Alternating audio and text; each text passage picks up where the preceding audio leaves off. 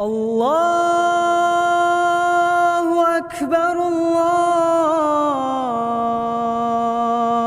أكبر إن الحمد لله نحمده ونستعين ونستغفره ونعوذ بالله من شرور أنفسنا وسيئات أعمالنا من يهده الله فلا مضل له ومن يضلل فلا هادي له أشهد أن لا إله إلا الله وأشهد أن محمدا عبده ورسوله أما بعد hurmatli din qardaşlarım, aq haqaldar, aq inəylər, yaşlar, yamağat, assalamu aleykum ve rahmetullahi ve berekatuhu.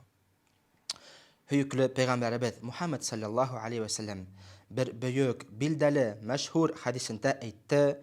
Buniyel İslamu ala khamsin. İslam dini 5 negeden kurulgan degan hem birinci negede ol şahadati en la ilahe illallah ve enne Muhammed Rasulullah. Ol şahitlik kılı. Allah Teala'nın başka ibadetka layıklı ilah yok tip. Hem Muhammed anın peygamberi hem ilsihi tip. İyi.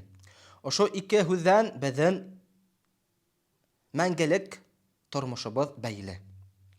Һәм ошо ике һүз өчен без Аллаһ Тәгаләгә шөкрана кылырга тиешбез. Чөнки кайһы кеше бит хөрмәтле ямагат уйлай.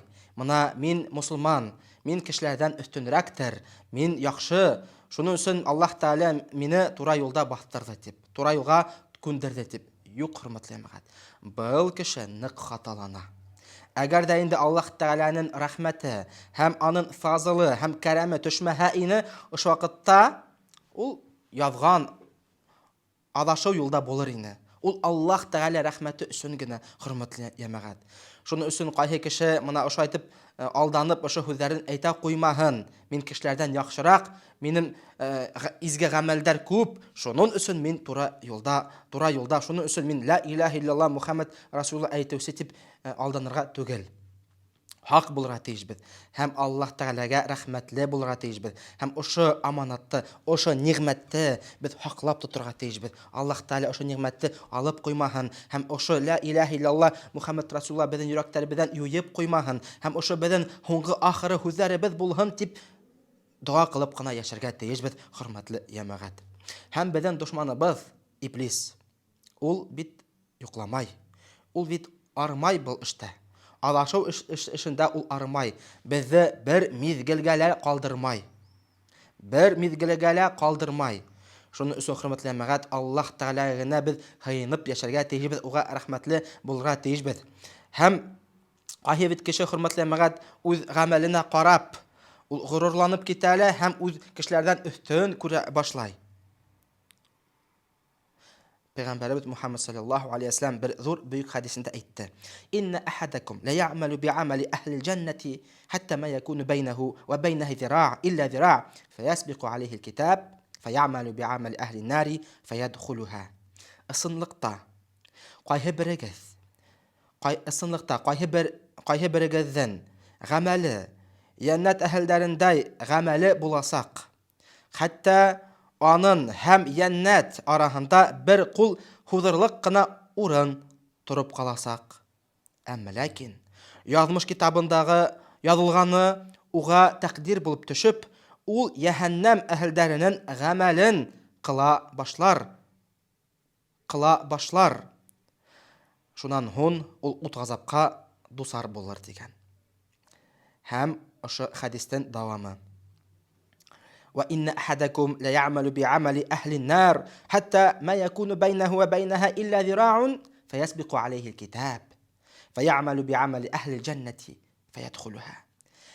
قاية برجذن غملة يهنم أهل درن داي غملة بلاسق حتى anın hem cehennem arasında bir kul huzurlukına urun turup kalasak degen. Ama lakin yazmış kitabında yazılganı uğa düşüp ul cennet ehillerinin gamelin kıla başlay. Şunan ul cennetke erişesek degen. Peygamberimiz Muhammed sallallahu aleyhi ve sellem. Hungi huluşqa tiklem biz la ilahe illallah'ta haklap yürütürüge teyişbid özü bizden yüreklerimizde. Çünkü buna şundaylarda biz görgenimiz var, özleri dindarlar, dinde tutalar. Nıq ixlas көңілден тоталар, һәм әйтәләр, бұлар кафырдар, бұлар яһилдар, бұлар шулай, бұлар бұлай, һәм үзләре өстен күрә башлайлар. Аҙақтан ҡараһаҡ, был кеше ошо тура юлдан үҙе аҙашҡан. Ни өсөн? Тәкәбберлеге өсөн. Хөрмәтле йәмәғәт, кешеләрҙән тәкәббер булырға тейеш түгелбеҙ. Ҡайһы ваҡыт була, хөрмәтле йәмәғәт, бер эскән кеше китеп бара ти урамдан. Һәм ошо кеше әйтер, шундай эскелек алкаш дип әйтә ул. Әгәр ҙә Аллаһ Тәғәлә рәхмәте төшһә, был кеше тура юлға баҫып китә лә, һәм ҡарайбыҙ, Аллаһ Тәғәлә уға ошо донъялыҡтың уңышын, мулын бирәсәк. Бире ала. Андайҙарҙа беҙҙең ғүмерҙәребеҙҙә, йәшәүләребеҙҙә шундай миҫалдар бик күп. Кеше булмағаны, кеше булып киткәне, кеше тип йөрөгәне, кешелектән сыҡҡаны. Андай миҫалдар бик күп. Шуның өсөн, хөрмәтле йәмәғәт, үҙ динебеҙҙе, ла илаһа иллаллаһты, кәлимә шәһәдәне йөрәктәребеҙҙә һаҡлап ҡына йөрөйөк һәм ла илаһа иллаллаһ һүҙҙәрен әйтергә тейешбеҙ, иншаалла. Һәм бер миҫал китерәм, мәҫәлән, Пәйғәмбәр Мөхәммәд саллаллаһу алейһи ва саллям ваҡытында аның ағаһы булған, олатаһы булған Абу Талиб дигән. Абу Талиб ибн Абу әл-Мутталиб. Абу Талиб уға бик ныҡ ярҙамсыл булған. Динде таратыр өсөн һәм ул пәйғәмбәргә ныҡ яҡлаусан, һаҡлаусан булған. Мөшриктәрҙән, аларҙың яуызлыҡтарынан, зыяндарынан аны һаҡлаған пәйғәмбәребеҙҙе Мөхәммәд саллаллаһу алейһи ва саллямды. Һәм Пәйғәмбәр Мөхәммәд саллаллаһу алейһи ва саллям ошо ағаһын ныҡ яратҡан, олатаһын ныҡ яратҡан. Әммә ләкин Абу Талиб үҙ ғүмерендә ислам динен ҡабул итмәгән. Ул мөшриктәрҙең һаманда динен тотҡан. Һәм үлер хәлендә ятҡан саҡта Пәйғәмбәр Мөхәммәд саллаллаһу алейһи ва саллям аны эргәһенә килгәндә әйткән: «Я Абу Талиб, я Абу Талиб, ла илаһа иллаллаһ, Мөхәммәд Расулуллаһ, кәлимә шәһәдәне әйт инде. Ошо һүҙҙәрҙе әйтһән, мин бит һиңә ҡиәмәт көнөндә яҡлаусы булырмын, шәфәғәтсе булырмын. Аллаһ Тәғәлә ошо һүҙҙәр өсөн һине йәннәткә керәтәсәк». Эргәлә торған ике мөшрик, Абдулла ибн Абу әл-Умайя и Абу әл-Джәһл торған әйттеләр: «Я Абу Талиб, һин үҙеңдең ата-бабаларҙың диндән баш ҡағаһыңмы ни ти? Ата-бабаларҙың динен ҡалдыраһыңмы ни ти?» Һәм пәйғәмбәр тағын әйткән: «Ла илаһа иллаллаһ Мөхәммәд Расулуллаһ» тип әйт. Булар әйтәләр: «Юҡ, ошо атандың, олатандың, Абдул-Мутталибтың динен ҡалдыраһыңмы ти?» Һәм Абу Талиб әйтте: «Юҡ, мин атамдың динен ҡалдырмаҫмын» тигән. Һәм Пәйғәмбәр Мөхәммәд саллаллаһу алейһи ва саллям әйткән: «Мин һиңә дуға ҡылырмын» дигән. Һиңә мин дуға ҡылырмын. Һәм аҙаҡтан Аллаһ Тәғәлә Пәйғәмбәрҙе Мөхәммәд саллаллаһу алейһи ва саллямды тәнҡитләп әйтте шундай һүҙҙәр. Тәнҡитләп әйтеп, ошо һүҙҙәрҙе күндерҙе.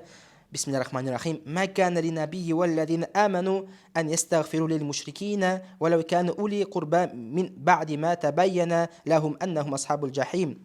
Пәйғәмбәр менән мөъминдәр мөшриктәр өсөн, хатта улар ҡәрҙәш булған хәлдә лә тамуҡ әһеле икәнлектәре беленгәндән һуң ғәфү һорарға тейеш түгел тигән. Пәйғәмбәр һәм мөъминдәр мөшриктәр өсөн, хатта улар ҡәрҙәш булған хәлдә лә тамуҡ әһеле икәнлектәре беленгәндән һуң ғәфү һорарға тейеш түгел тигән Аллаһ Тәғәлә. Пәйғәмбәргә Мөхәммәд саллаллаһу алейһи ва саллямга өндәшеп ошо аяттарҙы ебәрҙе. Һәм икенсе аятта ул әйтә: «Иннәка ла таһди ман ахбабта, валакинна Аллаһ яһди ман яша, ва һуа а'ламу бил мухтадин». Һин үҙен яратҡан кешене хаҡ юлға күндерә алмайһың, ә Аллаһ үҙе теләгән кешеһен хаҡ юлдан алып бара. Хаҡ юлдан барған кешеләрҙе ул яҡшыраҡ белә тигән Аллаһ Тәғәлә. Эйе, ҡарағыҙ, хөрмәтле йәмәғәт. Пәйғәмбәребеҙ Мөхәммәд саллаллаһу алейһи ва саллям ошо Абу Талибты ныҡ яратҡан, ныҡ һөйгән. Сөнки Абу Талиб уға ныҡ ярҙамсыл булған һәм яҡлаусы булған, ошо мөшриктәрҙең хыянатынан, ошо мөшриктәрҙең зыянынан яҡлаусы булған. Һәм Пәйғәмбәр Мөхәммәд саллаллаһу алейһи ва саллям уға яҡшылығын теләп, ла илаһа иллаллаһын әйтетмәҫ булған. Әммә ләкин был кеше әйтә алманы. Шуның өчен хөрмәтле ямагат, моны ошо кәлимә шәһадәне без хакларга тиешбез. Хакларга тиешбез. Нык кына ин яраткан кешегә, ин якын кешеһен, Аллаһ Тәгаләгә ин якын булган кешенең дуаһын кабул итмәне. Пәйгамбәрдә Мухаммад саллаллаһу алейһи ва саллям дуаһын Абу Талиб хакына дуаһын кылманы. Кабул итмәне. Дуаһын кабул итмәне. Пәйгамбәр Мухаммад саллаллаһу алейһи ва саллям дуаһын Абу Талибка карата дуаһын кабул итмәне. Ошо ла илаха илляллах Абу Талиб, ла илаха илляллахтан Абу Талиб мәхрүм булды. Хөрмәтле мәгать. Шуның өчен ошо һүзләрдә бик нык хаклап йөртергә тиешбез. Ул ниғмәт. Аллаһ Тәгалә безне ла илаха илляллах һүзләре менән безне ниғмәтләне. Һәм ошо һүзләрдән без кадерен белергә тиешбез. Ошо һүзләрдән без кадерен белергә тиешбез. Күп кеше ошо һүзләрдән кадерен белмәй. Ни өчен? Чөнки ошо һүзләр алтын булып төшмәгән безнең итенче күктәрдән. Ите күктән өстән Аллаһ Тәгаләнән бул һүзләр алтын булып төшмәгән. Бул һүз булып кына төшкән безнең йөрәкләребезгә. Әгәр дә инде ла илаха илляллах Мухаммад Расулullah алтын булып төшәйне, бөтәһелә анһат кына иманды кабул итер иде. Шуның өчен Аллаһ Тәгалә безне ошо ла илаха илляллах һүзләре менән һынаны. Без аны кабул итәбез микән? Аның кадерен белә алырбыз микән, юк микән? Хөрмәтле мәгать. Ошо ла илаха илляллах һүзләренең кадерен беләйек әле. Ассаламу алейкум ва рахматуллахи ва баракатух. Аллаһу акбар, Аллаһу акбар. إن الحمد لله نحمده ونستعينه ونستغفره ونعوذ بالله من شرور أنفسنا وسيئات أعمالنا من يهده الله فلا مضل له ومن يضلل فلا هادي له وأشهد أن لا إله إلا الله وأشهد أن محمدا عبده ورسوله أما بعد. Hürmetli din kardeşlerim, ak hakaldar, ak ineyler, yaşlar, yemeğat. Esselamu aleyküm ve rahmetullahi ve berekatuhu. Hüykülü Peygamberimiz Muhammed sallallahu aleyhi ve sellem bir büyük bildali hadisinde aytdı bizge buniyel İslamu ala khamsin. İslam dini 5 negizden kurulgan tigan hem birisi negizde ol şahitlik kılıv Allah Teala'dan başka ilah yok dip, Allah Teala'dan başka ibadetka layıklı ilah yok dip, hem Muhammed anın peygamberi hem ilsihi dip. İyi. Hem bar şeytan. Şeytan ol bizden has düşman. Çünkü Allah Teala aytdı: "İnne şeytan lekum adu mubin" digen. Hezga şeytan ol her birigizga şeytan ol has düşman digen. Hem oşo düşmanды biz düşman itip alırga tejbet. Çünkü ol anın tüp maksatı, anın bütä kılıktары, bütä buldurulары ol kişini yoldan adaştıruu. La ilahe illallah'tı Muhammed Rasulullah'tı yokka sığaru. Birinci negizleri bizde İslam dininin birinci negizlerin yokka sığaru. Anın tüp maksatı. Hem oşo yolda türlü hayla kura, türlü kapkandar hala, türlü uy fikirler, bozuk fikirler kirite hatta kişiler cehennemge gazapka dusar bulhandar üsün. İyi. Hem anın haylahenen mesela ol şunday fikir kirite kişilerde nık olulay başlaylar. Hatta bu kişiler bik iyilikli, bik izgilikli, bik takvalı kişiler bulhala. Hem oşu alardan kişilerde olulav ol da büyük xatar näme iken. Ni üçün bir misal getirem. Hristiyanlar hem Yahudlar ni üçün alardan dinləri yokka sıktı. Çünkü alar öz peygamberlerin ilahiyat, tangirilik derecesine көтәреп alarda olulanılar. Hem oşu olulav Allah Teala'nın başka nıgırak, Allah Teala'nın da nıgırak olulav bir kişini ol şirkka kiltirdi. Mesela Hristiyanlar Gaysa turahında ettiler, ol Allah Teala'nın yaki ulu degenler. Allah Teala'nın ulu. Hem Allah Teala'nın bir ölüşü şol ulunda degen. Şunun için Allah hem oşu uluna Gaysa aleyhisselamga oşu ilahiyat, oşu tengirilik sıfatların, ilahiyat sıfatların kiritip yiberdiler. İyi. Hem mesela Allah Teala aytdı Kur'an-ı Kerim'de Bismillahirrahmanirrahim Ya ehlel kitabi la taghlu fi dinikum ve la taqulu alallahi illa'l haq. Ey hez kitap ehilleri. Ya hez kitap ehilleri. Kitap ehilleri Hristiyanlar hem Yahudlar. Öz dinigizde sikten uzmağız. Öz dinigizde sikten uzmağız. Allah turahında dürüst hüzden başka bir nemele höylemeğiz degen Allah Teala. Яһез китап әһелдәре, үз динегездә сиктән узмагыз. Алла турасында дөрес һүздән башка бер нәмәлә һөйләмәгез дигән Аллаһ Тәгалә. Әйе, һәм безнең һөйкүле пәйгамбәрбез Мухаммад саллаллаһу алейхи ва саллям әйтте шундый һүзләрен. Мине Гайса радиллаһу анһты, мине Гайса хамак, Мәрьям улын хамак нык улуламагыз дигән. Мине христиандар хамак, Гайсаны хамак, христиандәргә охшап, Гайсаны улулаган хамак, мине улуламагыз дигән пәйгамбәр Мухаммад саллаллаһу алейхи ва саллям. Әмма ләкин минем туралы әйтегез, аның кулы һәм пәйгамбәре дип, һәм илсеһе дип. Һәм Аллаһ та һәм безнең пәйгамбәрбез Мухаммад саллаллаһу алейхи ва саллям әйтә, безне өйрәтеп, ошо христиандарның хатаһына төшмәс өчен ул әйтә, минем туралы әйтегез, кулы дип. Руса башка була раб. Кулы дип һәм аның илсеһе дип. Әгәр дә инде кул ул илаһият сифаттарын ала алмай. Һәм ошо кәлимә шаһадәгә ошо һүз кул кирип киткән. Ашһаду алла илаха иллаллаһ ва анна Мухаммад абдуху ва расулуху. Икенче бер риваятта әйтелә, без шаһидлык кылабыз, Мухаммад аның кулы һәм илсеһе дип. Әйе. Чөнки пәйгамбәр Мухаммад саллаллаһу алейхи ва саллям курккан, әгәр дә инде кешеләр пәйгамбәрне нык иттереп улулай башлаһалар, ул пәйгамбәрне Аллаһ Тәгаләнең дәрәҗәһенә тиклем кешеләрнең йөрәкләрендә күтәрелә дип ул курккан.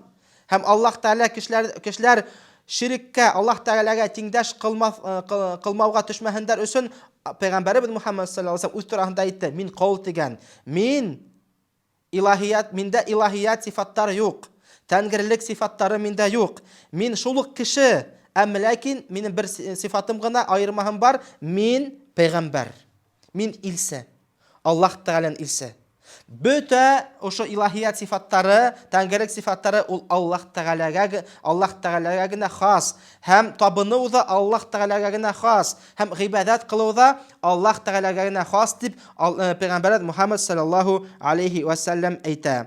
Икенче хадисендә пәйгамбәр Мухаммад саллаллаһу алейхи ва саллям әйтте шундый һүзләрне. Сиктән узып кешене улулаудан куркыгыз. Чөнки элеккә булган буындарды кешеләрне сиктән узып улулау һәлак итте дигән.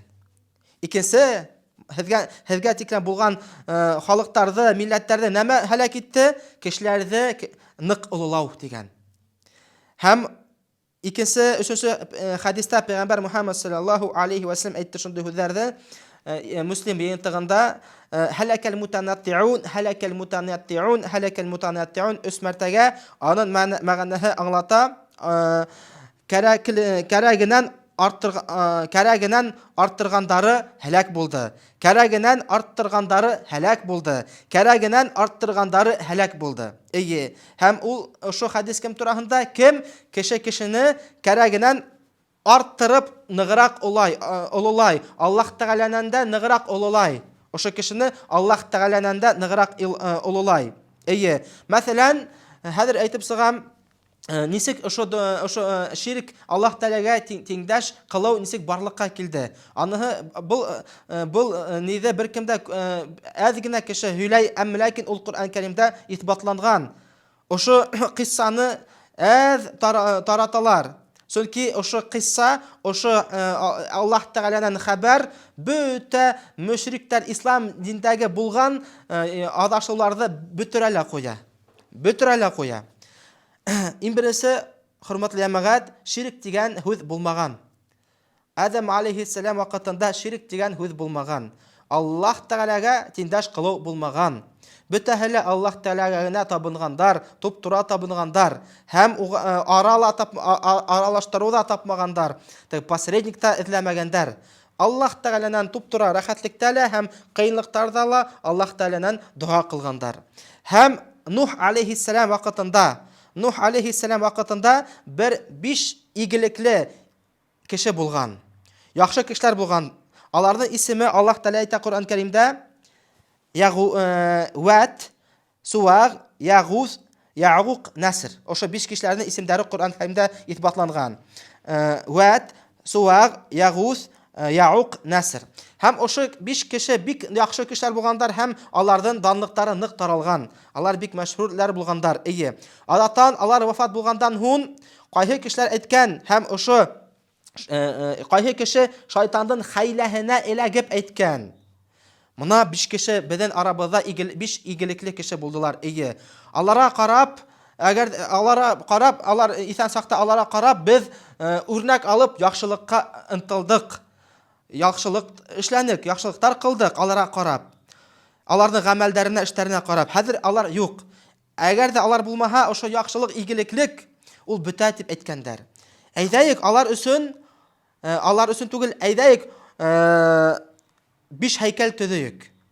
Һәм ошо һәйкәлләрне аларның исеменнән исемләп куяйык. Вәд, Суаг, Ягус, Яғуқ, Нәср. Һәм ошо һәйкәлләргә карап, без аларның гамәлләрен, изгелекләрен, игелекләрен искә алып, без дә игелекләрне, яхшы гамәлләрне кыласакбыз, иншаллах дип әйткәннәр. Һәм ошо 5 һәйкәлне төзәннәр. Бер буат үтте, икесе буат үтте, бер буын үтте, икесе буын үтте. Һәм ошо һәйкәлдән, ошо 5 һәйкәлләрдән төзелеш максаттарын кеше оныта башланылар. Беренче кешеләр китеп баралар инде. Аларның китүләре менән кеше оныта башлана. Ни өчен ошо 5 һәйкәл төзелде? Һәм шайтан ошо халыкка килде, әйтте: "Беләһегезме, әгәр дә инде сез алардан һәйкәл ирендә намаз укыһагыз, әгәр дә инде нитһәгез, намаз укыһагыз, ошо вакытта сезнең намазларыгыз кабул була" дип әйткән. Һәм бер буын намаз укыган ошо һәйкәл эргәһендә. Ошо буындар киткәс, 1-2 буындан һуң шайтан тагын килгән һәм кешегә әйткән: "Беләһегезме, булар бит илаһтар. Буларга бит бушка гына һәйкәл куелмаган. Ул бит ата-бабаларның дине. Әйдәйек аларга табынайык. Алар ишетә, алар безнең дуаларыбызны кабул итә" дип, ошайтып ширик сыкты. Шириктән сыгышы шунан, хөрмәтле мәгать. Кешеләрне сиктән узып улылау. Кешеләрне сиктән узып улылау. Һәм Аллаһ Тәала әйтә Коръән Кәримдә: "Ва калу ла тадарунна алихатакум ва ла тадарунна вадда ва ла су'a ва ла ягус ва я'уq ва насра." Улар үз илаһтарыгызны ташламагыз. Һич тә ташламагыз. Ватты, Суагты, Ягутты, Я'уqты, Насрды тинеләр. Һәм ошо ширик шул вакыттан сыкты. Шул вакыттан сыгып, аның сыгышы ни булды, хөрмәтле мәгать? Сәбәп булды. Һәм хөрмәтле мәгать, ул шайтанның хәйләһе. Шайтан яйлап кына кешеләрне ошо изгелекле, яхшы кешеләрдән нык ярату яктан кешеләрне адаштыра башлай. Хәтта яйлап кына ул сразу булмай, тиз генә булмай ул. Яйлап кына ошо адаштыру яйлап кына була. Хәтта ошо изгелекле кешеләрне кеше нык улылай башлай да, хәтта ошо кешеләрдән дә ныграк Аллаһ Тәгаләнән дә ныграк куркулары ныграк була. Һәм ошо кешеләргә, ошо игелекле кешеләргә әүлияләргә дип әйтәләр. Безнең халык арасында ныграк ышаналар Аллаһ Тәгаләнән дә, Аллаһ Тәгаләгә ышанмагансы, алар ошо кешеләргә ышаналар. Аллаһ Тәгалә ышанмаганда ошо кешеләргә ышаналар. Ошо Аллаһ Тәгаләнән куркмаганда ошо кешеләрдән куркалар. Аллаһ Тәгаләгә өмет итмәгәндә ошо кешеләрдән өмет итәләр, әүлияләрдән, изгелекле, яхшы кешеләрдән. Һәм хәтта кайһы вакыт шундый кешеләргә әйтән: "Аллаһ Тәгаләгә генә гыйбадат кылыгыз, туп-туры Аллаһ Тәгаләгә ширк кылмай гыйбадат кылыгыз" дигән шундый кешеләргә алар дошманлаша башлайлар. Нисек инде ул безнең әүлияләр безнең хактарын төшерәһен дип. Әмма ләкин хөрмәтле мәгать, без белергә тиешбез. Әүлияләрне без үз аларның урынларын беләбез. Әмма ләкин аларга без табынмайбыз һәм аларның дәрәҗәһен Аллаһ Тәгаләнең дәрәҗәһенә мендермәйбез, хөрмәтле мәгать. Күтәрмәйбез шул хәтлем. Ни өчен? Чөнки беренче буаттар, беренче буындар, беренче халыктар ни өчен һәлак булды? Шуның өчен. Яһудлар әйтте: "Узайр ибнулла, Узайр ул Аллаһ Тәгаләнең улы" дип. Христиандар әйтте: "Гайса ул Аллаһ Тәгаләнең улы дип. Әйе, һәм әүлияләр дә, хөрмәтле җәмәгать, алар да кешеләр, һәм яхшы кешеләр булдылар үз заманында, яшәгән сакта. Әмма ләкин алар вафат булгач, алар үз каберлекләреннән безгә ярдәм итә алмайдар. Ярдәм итә алмайдар, хөрмәтле җәмәгать. Шуны без беләтешбез. Әйе. Һәм алар Аллаһ Тәгаләнең арасында уртаклашып дуаларыбызны кабул итә алмайдар. Һәм Аллаһ Тәгалә арасында алар яраклап безнең дуаларыбызны нитә алмайдар, җибәрмәйдар Аллаһ Тәгаләгә. Аллаһ Тәгаләгә вәзирләргә, министрларга мохтаҗ түгел. Аллаһ Тәгалә нигә столптарга, ниләргә, проводтарга мохтаҗ түгел. Аллаһ Тәгалә ишетеп тора. Хәзер без шунда утырабыз, Аллаһ Тәгалә безнең йөрәктәге булган хәлен белә. Нәмә әйтербез, нәмә әйтәсәкләребезне Аллаһ Тәгалә белә. Аллаһ Тәгалә бер кемгә лә мохтаҗ түгел. Хәтта әүлияләргә лә. Хәтта әүлияләргә. Әйе, без аларны хөрмәт итәбез. Алар өчен без дуа кылабыз. Аллаһ Тәгалә аларның урындарын күтәрһен дип. Әмма ләкин алар аша без Аллаһ Тәгаләгә табынмайбыз һәм алардан һорамайбыз һәм аларны Аллаһ Тәгаләнән дә Аллаһ Тәгаләнең дәрәҗәсенә күтәрмәйбез. Чөнки ул азгынлык, ул адаштыру һәм ул шайтанның бер тактикаһы, ул һәм хәйләһе, аның капканы. Күп кеше ошо капканга эләккән һәм ошо капкандан сыга алмай. Ошо капкандан сыга алмай. Һәм Аллаһ Тәгалә әйтә шундый кешеләр турасында: "Ва иза зукираллаһу вахдаху ишмәъаззат кулубул лазина ла юъминуна бил ахира ва иза зукирал лазина мин дунихи иза хум ястабширун." Алланы бердән-бер тип искә алганда, ахиратка ышанмаган кешеләрнең йөрәге куттара башлай. Куттары уса. Алланы бердән-бер тип искә алганда, ахиратка ышанмаган кешеләрнең йөрәкләре куттары уса. Унан бүтәннәрне искә алганда, улар шатлана. Аллаһ Тәгалә иманһызларны шайтып сыфатлаган. Алланы бердән-бер тип искә алганда, ахиратка ышанмаган кешеләрнең йөрәге куттара башлай. Куты уса башлай. Унан бүтәннәрне искә алганда, ди Аллаһ Тәгалә, улар шатлана. Әйе, кайһы мусламаннарга әйтәһен, Аллаһ Тәгаләгә туп-тура өндәшегез. Аллаһ Тәгалә бер кемгә лә мохтаҗ түгел, ул бер кемдән дә ни кирәкмәй уга, посредниктар, уртаклашау кирәкмәй табынуда тиһән, алар нык асаулана башлай. Нисек инде без гынаһлы кешеләр Аллаһ Тәгаләне туп-тура өндәшәбез дип. Юк, хөрмәтле мәгать. Аллаһ Тәгалә Ар-Рахман, Аллаһ Тәгалә Ар-Рахим. Ул ишетүсән, ул белүсән, дуаларыбызны кабул итүсән. Аллаһ Тәгалә Коръән Кәримдә: "Ва иза сәаләка ибади анни фа инни қариб" дигән. Әгәр дә инде минем кулдарым минем туралы һораһалар, мин бит һезгә якын дигән. Әгәр дә минем кулдарым миннән һораһалар, мин бит һезгә якын дигән Аллаһ Тәгалә.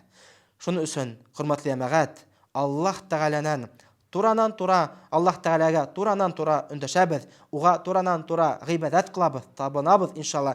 Шуның өчен Аллаһ Тәгалә безне җәннәтләй һәм безнең ошо ла илаһа иллаллаһты, Мухаммад Расулуллаһты хакларга тиешбез иншалла. Тырышайык әле иншалла. Ассаламу алейкум ва рахматуллаһи ва баракатуху. Аллаһу акбар, Аллаһу акбар. إن الحمد لله نحمده ونستعين ونستغفره ونعوذ بالله من شرور أنفسنا وسيئات أعمالنا من يهده الله فلا مضل له ومن يضلل فلا هادي له وأشهد أن لا إله إلا الله وأشهد أن محمدا عبده ورسوله أما بعد. Assalamu alaikum wa rahmatullahi wa barakatuh. Hörmətli cin qardaşlarım, höykülü Peyğəmbərimiz Muhammed sallallahu aleyhi ve sellem bir büyük hadisində aytdı: "Bu niyal İslamu ala xamsin." İslam dini 5 negizdən qurulğan degan həm birinci negiz ol şahadati an la ilaha illallah ve anna Muhammed Rasulullah, ol şahidlik qılou. Allah Taala'dan başqa ibadətə layiqli ikinci ilah yox deb, həm Muhammed anın peyğəmbəri həm ilsəhi deb. Eyyi. Həm bar şeytan bizden düşmanımız var. Hem ol türlü hayla qura, türlü qapqan hala musulmanlarga, kişilerge qarşı, hatta kişiler o dinin bilməhin üçün. Eyyi. Hem əgər də indi asıq küfürlük mənən, asıq imanhızlıq mənən ol kişilerde адаштыра алмаһа, ул диндән исенән кереп, кешеләрне адаштыра, маташа. Мәсәлән, Пәйгамбәрбез Мухаммад саллаллаһу алейхи ва сәллям ширк кылуды гына тыймаган, ширккә килтергән әйберләрне дә тыйды Пәйгамбәрбез Мухаммад саллаллаһу алейхи ва сәллям. Чөнки күбесенчә кеше ошо зур гынаһка, ширк гынаһка тиз батмайдар, капыл гына батмайдар, яйлап киләләр ошо хәлгә, ошо гынаһка яйлап кына төшәләр. Чөнки бәләкәй гынаһ зур гынаһка тарта. Бәләкәй гынаһ зур гынаһка тарта.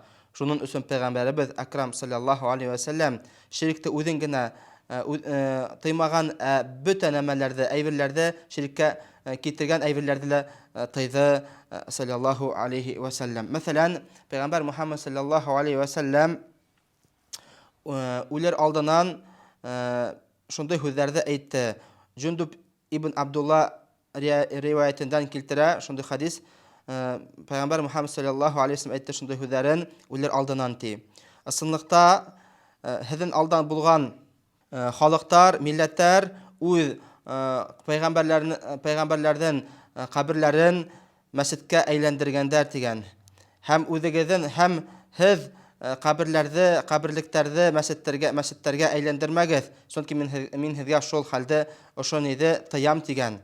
Әмер итәм, кушмаймын дигән. Кушмайым мәсҗиттәрегеҙҙе каберлектәргә әйләндереүҙе кушмаймын дигән. Муслим риваятендә килтерә. Һәм Пәйгамбәрбез Мухаммад саллаллаһу алейхи ва сәллям вафат булгас, аны каберлеккә зияратка алып барып күмәннеләр. Шул ук бүлмәлә, кайда вафат булды, Гайша радиллаһу анһаның бүлмәһендә аны каберләнеләр, дәфенләнеләр.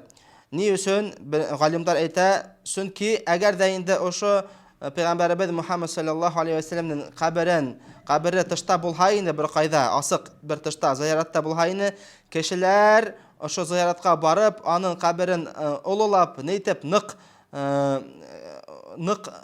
сиктән уҙып ололай башлайҙар ине. Шуның өчен ошо халык, киләсәк халыктар, буындар ошо хәлгә төшмәҫ өчен Пәйгамбәр Мухаммад саллаллаһу алейхи ва сәллям аның кабере яшерен рәвештә.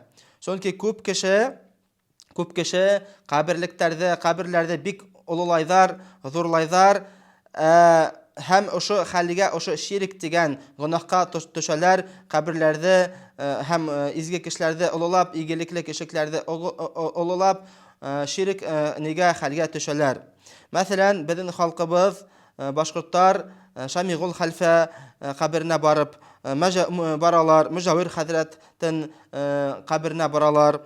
Һәм шунда барып бер бәрәкәт эзләйҙәрме, ошо мәрхүмдәрдән дуга кылдырталармы шул мәрхүмдәргә, яки дуга кылалар. Чөнки күп апайдар, йөрөгән апайдар, инәйҙәрдән һорайбыз, без анда бардык дип, анда ниттек, ул бик бәрәкәтле урын, дуга кылдык дип әйтәләр.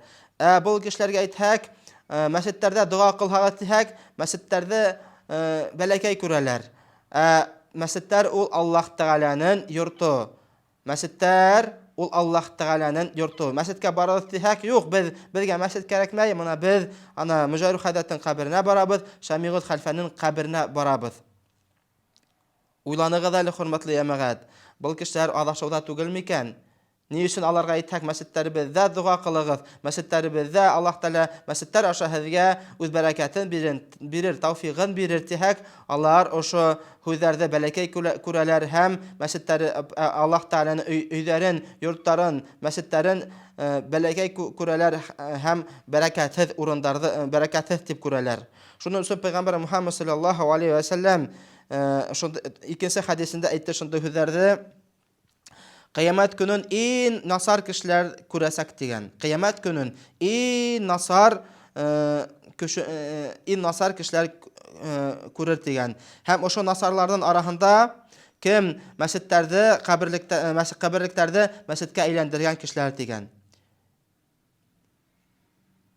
Иң насар кешеләр улар кем кыямәт көнен күрәсәктәр һәм каберләрне мәсҗедләргә әйләндергән кешеләр, шулар и насар кешеләр Аллаһ Тәгаләгә карата дигән Пәйгамбәрбез Мухаммад саллаллаһу алейхи ва саллям. Ни өчен? Чөнки ошо каберлекләргә барып һәм ошо игелекле кешеләрне, изгелекле кешеләрне, әүлияләрне олылау, ул ошо ширккә килтерү ихтимал. Ширккә килтерү ихтимал. Хәтта кайһылары һәм килтерәләр. Мәсәлән, ул ни өчен ошо апайдар, инәйҙәр күбеһе баралар, нигә Мөҗәүри хәзрәттән Шамигуль хәлфәнең зыяратына яки әүлия тауына анда ниләр әүлияләр дәфенләнгән дип, ни өчен алар дуга өмет итәләр шулардан. Хәтта барып карасак та, мәсәлән, әүлия тауына анда төрле баудар нителгән, эленгән. Ул бит бау, ул ширк. Бау менән баулап кую ул ширк. Мына юдак хамак. Мына кешеләр бит өйләнгән сакта юдактарны күпердә нитеп куялар, юдаклап. Ул бәхет китерә дип. Һәм кайһыларда шул бауларны баулайдар, бәхет китерә дип. Юк, хөрмәтле, ул ширк кылу, ул динде, ислам динен юкка сыгару. Ислам динен юкка сыгару. Тыелмаган ул зиярат итү. Кешеләрдән каберләренә барып, каберлектәргә, зыяраттарга барып, зыярат итү, бер Пәйгамбәр Мухаммад саллаллаһу алейхи ва саллям тыймаган, хәтта бер хадисендә әйтте, зыяраттарга барыгыз, чөнки ул һезгә истәлек, моны үлем турасында истәлек дигән Пәйгамбәр Мухаммад саллаллаһу алейхи ва саллям. Әмма ләкин ул әйтте, зыяраттарга ни өчен йөрибез? Бәрәкәт һорар өчен түгел.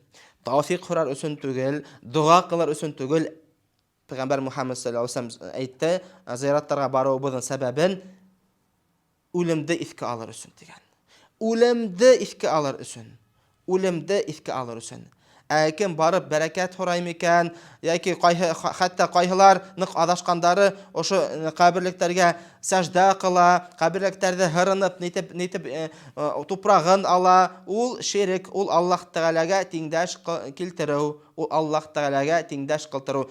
Әгәр дә инде бул ошо каберлектәр, ошо изгил әүлияләр яткан каберлектәрдә, мәсәлән, яки изгилекле кеше яткан каберлектәрдә анда бәрәкәтләре булһайны, тауфик булһайны, бәрәкәт бирелһайны, Аллаһ Тәгалә шикһез аны Коръән Кәримдә исбатлап безгә күндерер ине. Яки Пәйгамбәр Мухаммад саллаллаһу алейхи ва саллям шул ук исбатлап әйтер ине. Ана барыгыз зыяраттарга, ана үлгән кешеләрдән дуга кылыгыз, дуга һорагыз дип әйтер ине. Әмма ләкин Аллаһ Тәгалә әйтә Коръән Кәримдә: "Әл-яум атмамту лакум динакум."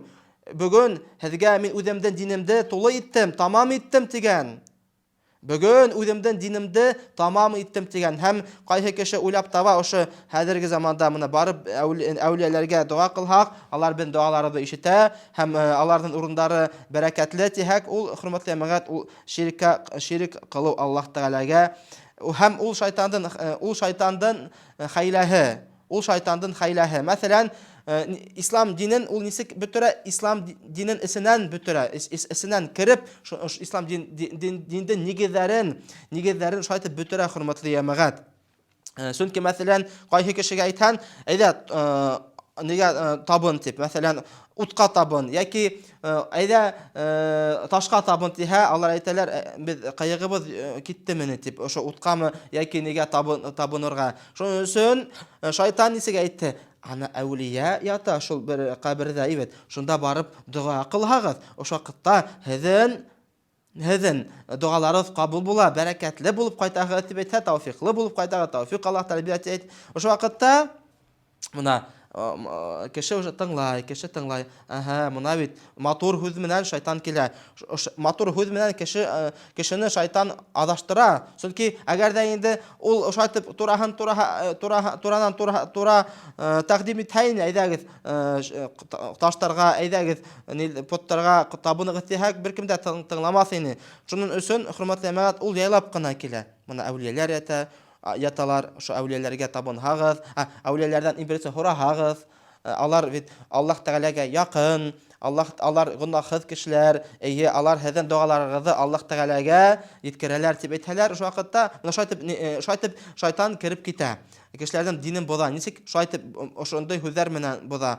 Һәм Аллаһ Тәгалә әйтә бит Коръән Кәримдә, шул кешеләр, алар әйтәләр, кем путтарга мөшрикләр, ошо алар безнең путтарыбыз Аллаһ Тәгаләгә генә шафагатьсе була диләр бит. Шуның өчен аларга табыналар. Шул ук хәл кем бер әүлиянын яки бер изгелекле игелекле кешенең каберенә барып, ошо дуга кылһа, Аллаһ Тәгалә җиткертеп, Аллаһ Тәгалә яки әһринһа бәрәкәт була дип, ошо вакытта ул ширик кылуга төшкән була дип әйтәбез, хөрмәтле ямагат.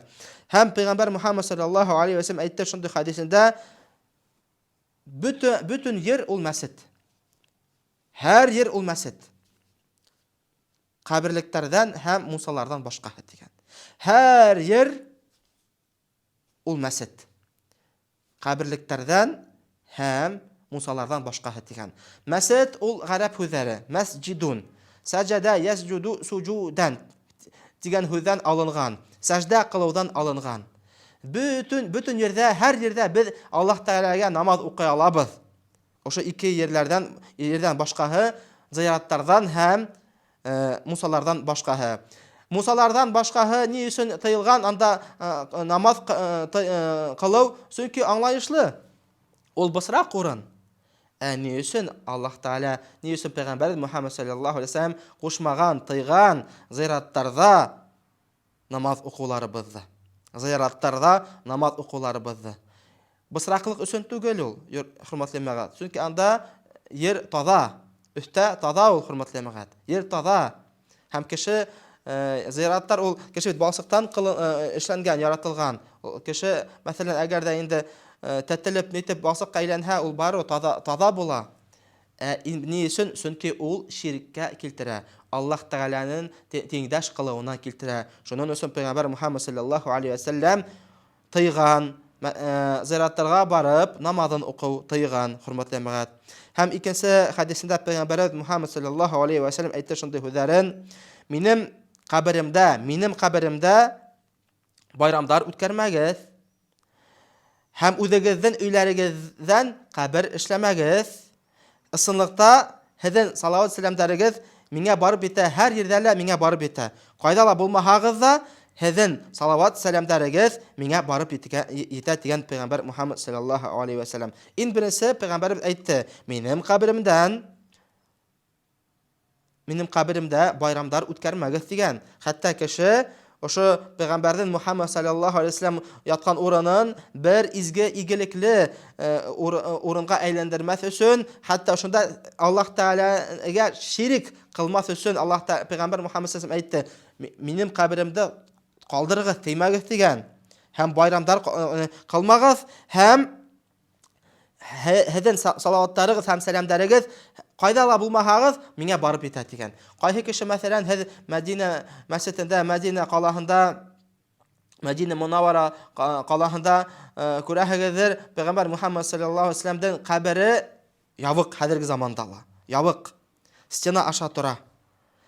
Һәм ни өчен ошо хәл, әгәр дә инде ни өчен шайтып яптылар, ни өчен булай гына бушка гына япмагандар? Чөнки ошо әгәр дә инде Пәйгамбәр Мөхәммәд саллаллаһу алейхи ва саллям кабере асык булһайны, эргәләгенә булһайны, кеше харанып, нитеп шириккә, Пәйгамбәрнең исеме менән шириккә инеп китүләрдә ихтимал булыр инде. Шуның өчен беренче көндән үк Пәйгамбәр Мөхәммәд саллаллаһу алейхи ва саллям кушкан, аның әмере: мине тышта йерләмәгез дигән. Тышта йерләмәгез, минем ошо вафат булган йердә йерләгез, дәфенләгез.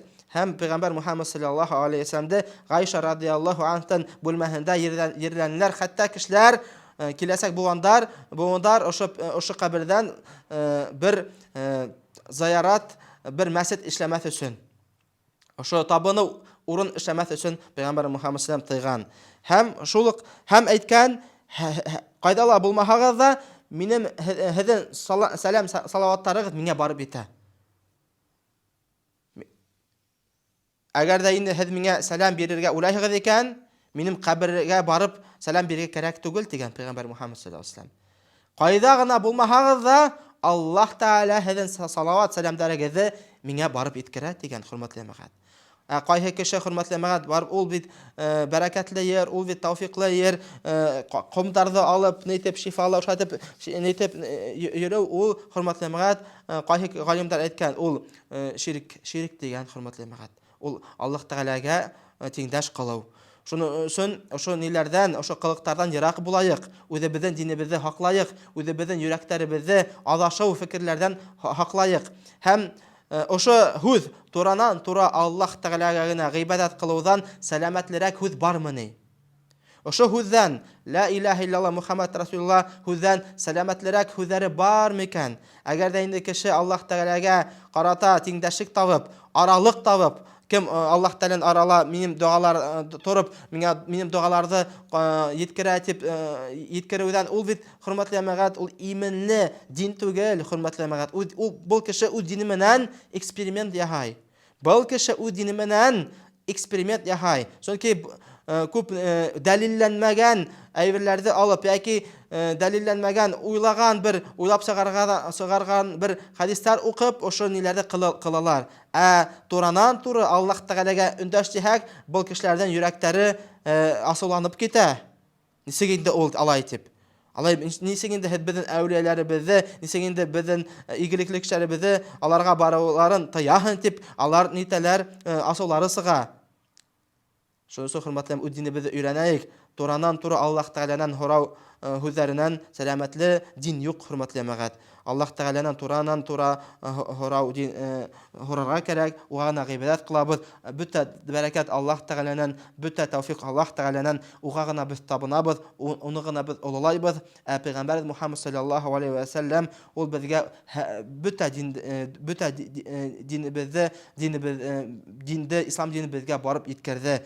Аллаһ Тәгалә әйтә: "Ал-яума акмалту лакум динакум, асламту алейкум ниъмати ва атмамту алейкум ниъмати." Al-yawma akmaltu lakum dinakum wa atmamtu alaykum ni'mati. Бүген һезгә мин үз динемдә тулы кылдым һәм үземдә ниъмәтемдә камил иттем дигән. Шуның өчен хөрмәтле мәгать, үз динебезне хөрмәт итәйек, Аллаһ Тәгаләне хөрмәт итәйек һәм ошо ширктән һәм ширккә килтерә торган әйберләрдән ерак булайык, хөрмәтле мәгать. Чөнки кайһы кеше ул аңламай да калыр, ничек ширктә ширк кылганын аңламай да калыр.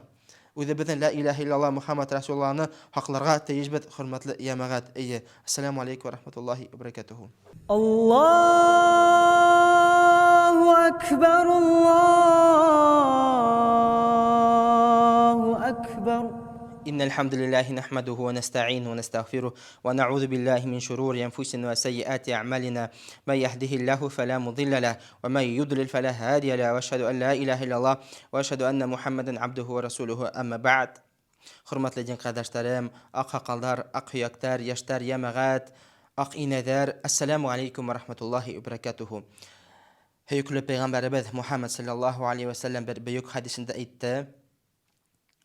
Buniyel İslamu ala khamsin, İslam dini 5 negizden kurulgan degan, hem birinci negizde ol şahitlik kılıb. Allah Teala'nın başka gıybadetke layıklı ilah yok dip, hem Muhammed anın peygamberi hem ilsihi dip. Hem oşu birinci negizden bizden cennetka kiribimiz tura. Bizden olsun ki la ilahe illallah Muhammed Resulullah o cennetin negizi. Hem oşu cennetin askısı. La ilahe illallah Muhammed Resulullah o cennetin askısı. Hem oşu biz la ilahe illallah kelime şehadene öz yüreklerimizde biz haklap yürüge teyijbiz. Ama lakin hadegi zamanda, hongi zamanlarda ilikten de hürmetli megat nık sihirsılık taraldı. Sihirsılık kılığı taraldı, hem sihirslarga barıp ışanığı da taraldı. Bu sihir kılığı hem sihirslarga barıp ışanığı hem horav ol oşu la ilahe illallah Muhammed Resulullah bizden birinci negizlerimizi bütünleyde boza. Birinci negizlerimizi bütünleyde boza. Hem kim bara sihirslarga bara hem horay horaşa alarga ışana ol anın la ilahe illallahı Muhammed Resulullah'ı yuqa sığala koya. Nima ol sihirsılık? Sihirsılık ol əpsin tüpsünləv, hem ol bağdı tükürüp tüyünləv, ol kert halau, hem körədəsəlik minən şüğüllənəv, hem spiritizm, yanəhi ulgəndər minən bəylinişdə bolu, höйдерәү, әүрәтәү сихырсыһы, сихыр кылуы, йондоз нәмәгә карап, киләсәген юрау, киләсәген һөйләү, кулга хиромантия карап, сихырсылык кылу, күрәҙәселек кылу һәм аларның төрләре күп. Ошо бөтә нәмә сихыр һәм сихырсылык дип атала. Күп кеше белмәй ул нәмә ул сихырсылык дип. Сихырсылыктардан төрө бик күп. Һәм төрле сихырсылардан төрө була. Ни өчен? Чөнки кешеләрне алдар өчен. Кайһы сихырсылар ошо үз сихырсылыгын яклап һәм хаклап, яклап һәм әйтәләр, бу сихыр түгел дип, бу бит кулда бөтә нәмә язылган, йондозларда мәсәлән бөтә нәмә язылган, яки икенче бер алдап кешеләргә сихыр кылалар. Чөнки әгәр дә инде кешегә, кайһы кешегә әйтһәң, туранан-тура әйтһәң, бу сихыр, мин сихыр менән шөгыльләнәм һәм мин сихырсы тиһә, әлбиттә, бу кешеләр бу сихырсыларга бармаясак. Һәм мәсәлән, хәзерге заманда, мәсәлән, русса ул сихырсы ул колдун була, колдун. Әгәр дә инде ошо сихырсылык, мин я колдун, я занимаюсь колдовством тиһә, мин сихырсылык менән шөгыльләнәм тиһә, кеше килмәй бул кешегә. Һәм ошо үзенең кылыктарын ул матурлап, биҙәп әйтә, мин мәсәлән, экстрасенс дип әйтәсәк, мин экстрасенс, мин знахарь, мин күрәҙәсе, күрә алам дип, мәсәлән, кайһылары хәтта намыҫтарын юғалтып, мин әүлия дип әйтәләр. Шуныһы бар. Әмма ләкин Аллаһ Тәгалә тураһында, Аллаһ Тәгалә аларын тураһында сифатлап әйтте. Аларда сифатлап әйтте. Бисмиллаһир-рахманир-рахим. Ва ла юфлиху ас-сахиру хайсу ата. Ва ла юфлиху ас-сахиру хайсу ата. Сихырсы бер ердә лә бәхетле була алмаҫ тинек. Сихырсы бер ердә лә бәхетле була алмаҫ тинек. Бу сихырсы үзе бәхетһеҙ. Чөнки Аллаһ Тәгалә аны сифатланы бәхетһеҙлек менән, һәм ошо сихырсы кылган кешеләргә бәхет килтерә алмай бөтөнләй дә кешеләргә бәхетлек килтерә алмай. Һәм икенче аятта Аллаһ Тәгалә әйтә, Ниса сураһында, юъминуна бил җибти ват тагути. Юъминуна бил җибти ват тагути. Алар җибтка һәм тагутка ышаналар дигән. Алар җибт һәм тагутка ышаналар. Гумар бедән сахаба, Аллаһ пәйгамбәр Мухаммад саллаллаһу алейхи ва саллямдан укыусыһы, якын кешеһе, ин дусы әйтте шундый һүзләрне. Сахаба, җәлил сахаба, җибт ул сихырсылык дигән, сихыр кылу, һәм тагут ул шайтан дигән. Юъминуна бил җибти ват тагути. Алар кемгә ышаналар? Сихырсылыкка һәм шайтанга ышаналар дигән. Шундый кешеләрдә Аллаһ Тәгалә тәнкыйтьләп сифатлаган.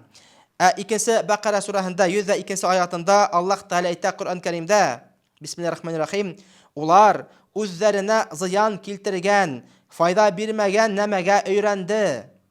Һәм улар быны алган кешенең киләсәк тормышта өлеше булмаганын белә ине.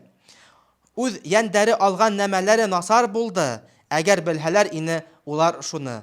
Аллаһ Тәгалә әйтә аларны. Кем сихыр менән кылына, кем сихыр кыла, Аллаһ Тәгалә алар турында әйтте. Улар үзләренә зыян килтергән. Үз-үзләренә зыян килтергән. Кем сихырсылык кыла, ул үз-үзенә зыян килтергән. Файда бирмәгән нәмәгә өйрәнде. Һәм сихырсылык ул гыйлем түгел, ул киреһенчә, ул бәла гыйлеме. Һәм улар быны алган кешенең киләсәк тормышта өлеше булмаганын белә ине. Һәм сихырсы кеше, кем сихыр менән, сихырсылык менән булыша, Аллаһ Тәгалә янында аның өлеше булмаясак, ул бәхет, мәңге бәхетен югалтасак, һәм ул ут газапка дусар була. Үз яндәре алган нәмәләре насар булды. Үз яндәре алган нәмәләре насар булды. Һәм Аллаһ Тәгалә әйтә, аларның яндәре алды дип. Алар ошо шайтанга хатылып нәмәләре насар булды дип, хатылып алган нәмәләре насар булды дигән. Әгәр белһә ине улар шуны, әмма ләкин алар аңламайдар һәм белмәйдәр. Һәм ошо икенче сүрәлә, икенче аятта, Фалак сүрәһендә, Бисмиллаһир-рахманир-рахим, ошо безнең халык белгән сүрәне, Кул аъузу би раббил фалак сүрәһендә Аллаһ Тәгалә әйтә: "Ва мин шарри наффаthati фил уқат. Ва мин шарри наффаthati фил уқад. Бауды төкөрүп түйінләгән сихырсылардан явызлыгынан Аллаһ Тәгаләгә һыйынам. Бауды төкөрләп, төкөрүп, байды төкөрүп түйінләгән сихырсылардан явызлыгынан Аллаһ Тәгаләгә һыйынам. Һәм без күрәбез күп сихырсылар ошо баулар төйөрүп һәм төкөрүп сихыр кылалар. Хәтта Аллаһ Тәгалә әйтте, аларды сифатлап әйткән күптән үк. Алар шул бауга төкөрүп нитәләр, сихыр кылалар дип. Һәм сихыр кылу ул нәмә ул? Күп кеше белмәй һәм аңламай. Иң беренче сихырсы кем ул? Сихырсы ул шайтандар менән бер килешү төзей. Һәм ошо шайтандардан ул ярдәмен һорай. Шайтандар уга ярдәмен бирә, ләкин бушка түгел. Ла илаха иллаллахты халык арасында бозор өчен алар килешү төзей. Шайтандар ошо безнең ла илаха иллаллах Мухаммад Расулуллах сүзләрен бозор өчен ошо сихырсылар менән килешү төзейләр. Һәм сихырсы булар менән килешү төзей. Һәм шайтан ул бушка гына бул сихырсыга хезмәт итмәйдәр. Бул кеше уга ошо шайтандарга курбанлык китереп, һәм ышанып, инанып, шайтандарга ышанып, һәм ла илаха иллаллахын югалтып хезмәт итә. Һәм ошо сихырсы ул ошо фикерде, ошо ла илаха иллаллахты югалту фикерен, ошо кешеләрдән таухиден, Аллаһ Тәгаләгә ышануларын бозып, сихыр менән шөгыльләнә. Кем сихырсыга барган, ул ошо сихырсыга ышанган, һәм аның ошо ышануы ошо сихырсыга Аллаһ Тәгаләнән дә ныгырак ышануы. Шунын өчен аның ла илаха иллаллах Мухаммад Расулуллах бозыла, һәм икенче нәмә ошо сихырсы кылган сакта ул курбанлык килтерә Аллаһ Тәгаләгә түгел, шайтандарга ендәргә. Алар риза булган дип. Шайтандарды ендәрде ризалаталар, ошо канәгатьләндерәләр ошо сихырсылар. Һәм шунын өчен алар хезмәт итә. Хезмәт итә шайтандар ошо сихырсыга, хәтта сихыры уңышлыгына булган өчен. Шуның өчен Аллаһ Тәгалә кем сихырсыга барган һәм ышанган, аның иманын юккасыга. Кайһы хадисләрдә әйткән, кем сихырсыга барып һораган һәм һораган җавабын ишетеп кенә ышанган булса, аның 40 көн намазы кабул булмай дигән. 40 көн намазы кабул булмай. Шуның өчен кем сихырсыларга барып, алардан хоранып йөргән кешеләрдән тәүбә кылырга тиешбез. Тәүбә кылыгыз, хөрмәтле әмәгать. Тәүбә кылып кына без Аллаһ Тәгалә кайтабыз. Әгәр дә инде белмәһәгез, Аллаһ Тәгаләгә тәүбә кылыгыз. Сихырсыларга бару безнең мусулмандар өчен, мөэминнәр өчен юл ябык. Без туранан-туры Аллаһ Тәгаләнән һорайбыз. Һәм Абу Хурайра риваятеннән китергән бер хадис, Пәйгамбәр Мухаммад саллаллаһу алейхи ва саллям әйтте шундый сүзләрдә. Зур бөек һәлакәткә китергән бөек 7 гынахтан ярак булыгыз дигән. Һәлакәткә китергән зур бөек 7 гынахтан ситләнегез дигән. Һәм кешеләр һорагандар: "Бу гынахтар нинди ул?" дигән. Я Аллаһ Тәгаләнең илсеһе.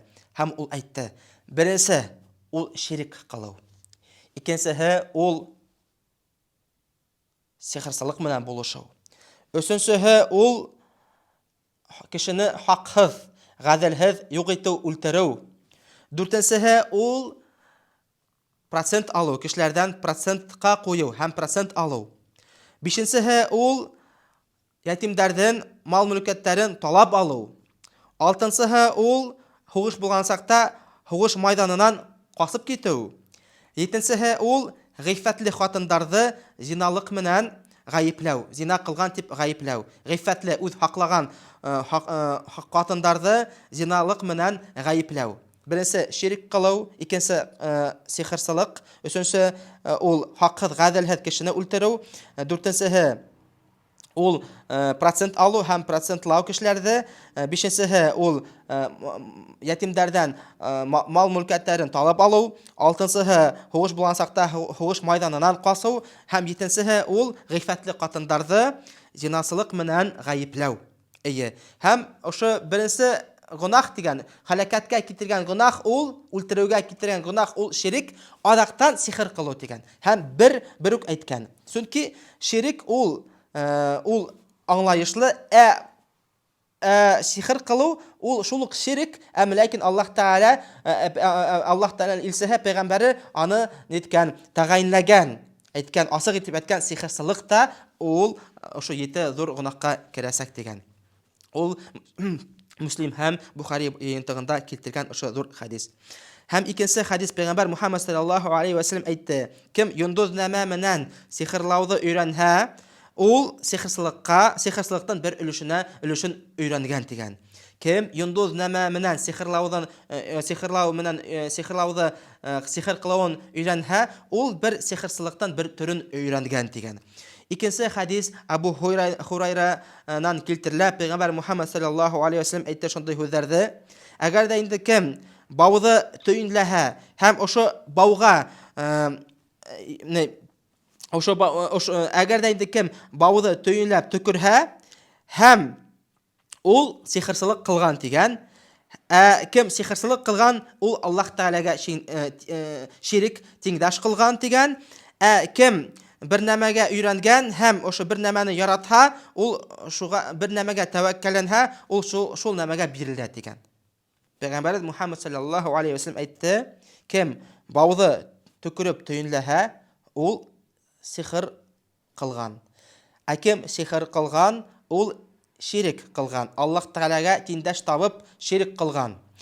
Кем ширк кылган, ул ошо нәмәгә тәвәккәлләнгән. Кем Аллаһ Тәгаләнән тыш бер нәмәгә тәвәккәлләнһә, ошо нәмәгә ул бирелә, тапшырыла дигән. Пәйгамбәр Мухаммад саллаллаһу алейхи ва саллям. Һәм ни өчен сихырсылык һәм тыйыла, сихыр кылу тыйыла? Чөнки сихырсы ул йендәр менән шөгыльләнә, йендәр менән эшләй, йендәр менән шөгыль итә, һәм бу йендәр уга ярдәм итә, ләкин бер шарт менән алар килешү төзегәндәр, алыш-бириш үткәрәләр. Сихырсы кешеләрдән һәм үзенең иманын хата ошо йендәргә, йендәр хезмәт итә инде. Кыскасы гына әйтсәк, сихыр кылган кеше һәм уга барган кеше йендәргә үз имандарын хаталар, курбанлыктары менән яки бер ризалатырлык бер нәмә менән ошо йендәр, ошо сихырсыга хезмәт итәләр, алыш-бириш менән инде. Булай гына сихырсы, булай гына уга ярдәм итмәйдәр сихырсыга йендәр. Обязательно шул мутлак бер шарт булырга тиеш, сихырсылык ул бер курбанлык китергә тиеш ие.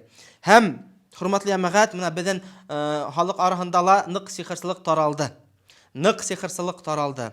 Энә менән дә сихырлайдар, баудар менән дә сихырлайдар, карт халып та сихырлайдар, һәм фотокарточка менән дә сихырлайдар. Мәсәлән, һөйдерү, әүрәтү сихыры менән дә шөгыльләнәләр, йондыз нәмә менән дә шөгыльләнәләр. Мәсәлән, кулга карап хиромантия менән дә сихыр кылалар. Кем ошо әйберләрдән, ошо сихыр кылудан без ярак булырга тиешбез. Кем ошо ниләрдә сихырларда кыла, ул үз мусулманлыгын, үз иманын ул югалта Аллаһ Тәгалә алдында. Һәм Аллаһ Тәгалә менән төзегән килешүдә ул буда, һәм Аллаһ Тәгалә үзе юкка сыгара. Ошо ла илаһа иллаллаһ Мухаммад Расулуллаһты юкка сыгара. Шуның өчен моны әйтергә тиешме, хөрмәтле җәмәгать? Иман һәм иманһызлык бер йөрәктә бер касан да яйылмай. Иман һәм иманһызлык бер йөрәктә бер касан да яйыла алмай. Ике айгырды бер харайда япмайдар. Ике айгырды бер харайда япмайдар.